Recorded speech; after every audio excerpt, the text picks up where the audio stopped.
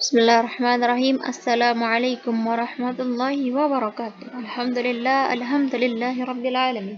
Wassalatu wassalamu ala asrafil anbiya'i wal mursalin wa ala alihi wa sahbihi ajma'in, amma ba'du. Ma'asyirat rahimakumullah, asrah lakum jami'an anil maddah. Ikhtisab lughah. Bil makna masalah dalam pemerolehan bahasa.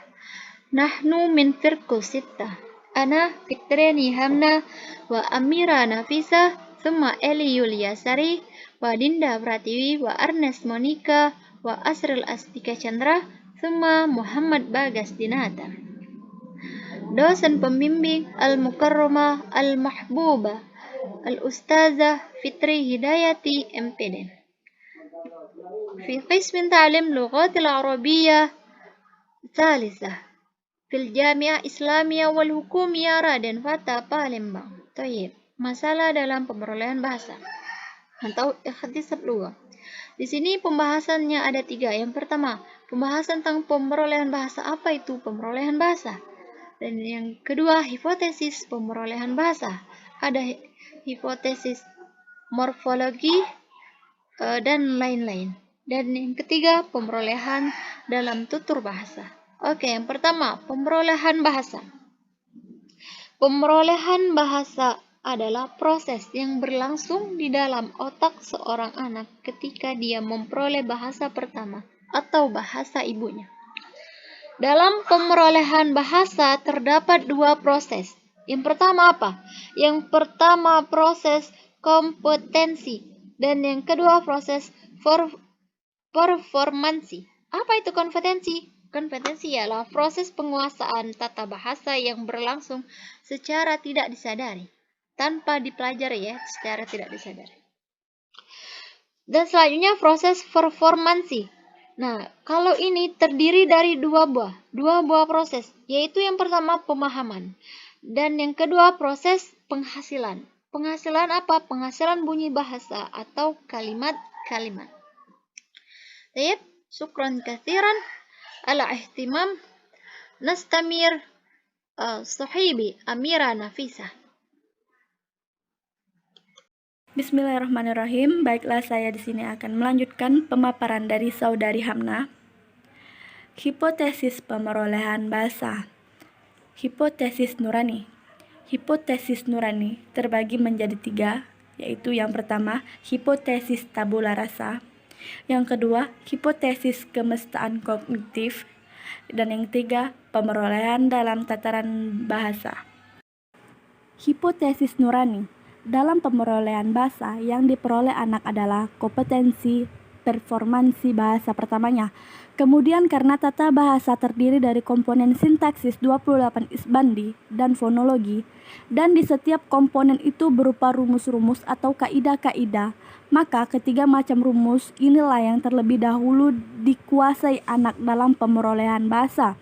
Menurut Chomsky, alat yang digunakan anak untuk memperoleh kemampuan berbahasa adalah hipotesis nurani. Hipotesis ini terlahir dari beberapa pengamatan yang dilakukan para pakar terhadap pemerolehan bahasa anak. Ada 2 macam hipotesis nurani, yaitu hipotesis nurani bahasa dan hipotesis nurani mekanisme. Hipotesis nurani bahasa merupakan satu asumsi yang menyatakan bahwa sebagian atau semua bagian dari bahasa tidak dipelajari atau diperoleh, tetapi ditentukan oleh fitur-fitur nurani yang khusus dari organisme manusia. Sedangkan hipotesis nurani mekanisme menyatakan bahwa proses pemerolehan bahasa oleh manusia ditentukan oleh perkembangan kognitif umum dan mekanisme nurani umum yang berinteraksi dengan pengalaman. Maka beda kedua hipotesis ini adalah hipotesis nurani bahasa menekankan terdapatnya sesuatu benda nurani yang dibawa sejak lahir yang khusus untuk bahasa dan berbahasa. Sedangkan hipotesis nurani mekanisme terdapatnya suatu benda nurani berbentuk mekanisme yang umum untuk semua kemampuan manusia. Mungkin itu saja. Terima kasih. Baiklah, di sini saya akan melanjutkan pembahasan dari Saudari Amira Nafisa. Hipotesis tabula rasa. Secara harfiah, berarti kertas kosong dalam artian belum ditulis apapun. Lalu hipotesis tabula rasa ini menyatakan bahwa otak bayi pada waktu dilahirkan sama seperti kertas kosong yang nanti akan ditulis atau diisi dengan pengalaman-pengalaman. Menurut John Locke, hipotesis tabula rasa semua pengetahuan dalam bahasa manusia yang tampak dalam perilaku berbahasa adalah merupakan hasil dari integrasi peristiwa-peristiwa linguistik yang dialami dan diamati oleh manusia itu. Sejalan dengan hipotesis ini, behaviorisme menganggap bahwa pengetahuan linguistik terdiri hanya dari rangkaian hubungan-hubungan yang dibentuk dengan cara pembelajaran SR atau stimulus respon. Selanjutnya, cara yang di pembelajaran yang dikenal ada dua. Yang pertama, pelaziman operan menyatakan bahwa perilaku bahasa seseorang yang dibentuk oleh serentetan ganjaran yang beragam-agam yang muncul di sekitaran orang itu. Yang kedua, teori mediasi atau penengah yang diperkenalkan oleh Jenke disebut rantai respon atau respon cleaning. Teori rantai respon ini didasarkan pada prinsip mediasi atau penegahan bahasa. Maksudnya, jika seseorang telah mengenal hubungan antara meja dan kursi dan hubungan antara meja dan lantai, maka mengetahui hubungan antara kursi dan lantai akan jauh lebih mudah karena peranan yang dimainkan oleh faktor penengah atau mediasi. Bismillahirrahmanirrahim. Assalamualaikum warahmatullahi wabarakatuh. Baiklah, di sini saya akan menjelaskan tentang hipotesis kesemestaan kognitif. Kognitivisme, hipotesis kesemestaan kognitif yang diperkenalkan oleh Piaget telah digunakan sebagai dasar untuk menjelaskan proses-proses pemerolehan bahasa kanak-kanak. Menurut teori yang didasarkan pada kesemestaan kognitif, bahasa diperoleh berdasarkan struktur kognitif deria motor. Struktur ini diperoleh anak-anak melalui interaksi dengan benda-benda atau orang-orang di sekitarnya. Menurut Sinclair de Zwart dalam CER 2009-179, ada 3 tahap pemerolehan bahasa anak-anak. Pertama, anak-anak memiliki satu gabungan bunyi pendek dari bunyi-bunyi yang didengarkannya untuk menyampaikan suatu pola aksi. Yang kedua yaitu jika gabungan bunyi pendek ini dipahami, maka anak-anak itu akan memakai seri bunyi yang sama. Pola aksi ini pada mulanya selalu mempunyai hubungan dengan anak-anak itu, dan di dalam pola aksi itu selalu terjalin unsur yaitu agen, aksi, dan penderita. Ketiga, muncul fungsi-fungsi tata bahasa yang pertama, yaitu subjek, predikat yang menghasilkan unsur subjek, verbal, objek, atau agen, plus aksi, plus penderita. Hipotesis kesemestaan kognitif sama dengan hipotesis nurani mekanisme dalam linguistik. Piaget dan MC Namara menyimpulkan bahwa anak-anak lebih dahulu mengembangkan proses-proses kognitif yang bukan linguistik. Setelah itu barulah mereka memperoleh lambang-lambang. 29 linguistik itu. Jadi pemerolehan bahasa tergantung pada pemerolehan proses-proses kognitif itu. Ada 2 aliran yang saling bertolak belakang, yaitu aliran behaviorisme dan aliran mentalisme. Teori behaviorisme hanya mengambil kelakuan yang dapat diamati sebagai titik tolak untuk deskripsi dan penjelasannya. Sedangkan teori mentalistik mengambil struktur dan cara kesadaran sebagai dasar dalam proses pemerolehan bahasa. Aliran behaviorisme terutama mendasari teori belajar yang mementingkan lingkungan verbal dan nonverbal, sedangkan aliran mentalistik mendasari teori belajar yang menekankan adanya. Terima kasih. Dari saudari Arnes, yaitu sintaksis. Pemerolehan sintaksis Rizky pada usia 3,5 tahun ini secara umum sudah dikuasainya. Namun, ada beberapa kalimat berikut ini. Den mandi lai nenek, atau artinya aku mau mandi nenek. Den nio main oto-oto, yang artinya aku mau main mobil-mobilan. Iki pandai belagu, yang artinya Rizky pandai bernyanyi. Rizky pada usia 3,5 tahun, pemerolehan bahasa Indonesia dalam tataran sintaksis. Setelah menganalisis data 1 hingga data 8, terlihat bahwa anak-anak yang berusia 2 sampai 3 tahun pada data 1 hingga data 4 sudah memperoleh kemampuan menghasilkan kalimat whole of phrase. Hal ini merupakan suatu bukti bahwa adanya kompetensi anak dalam pemerolehan bahasa pertamanya.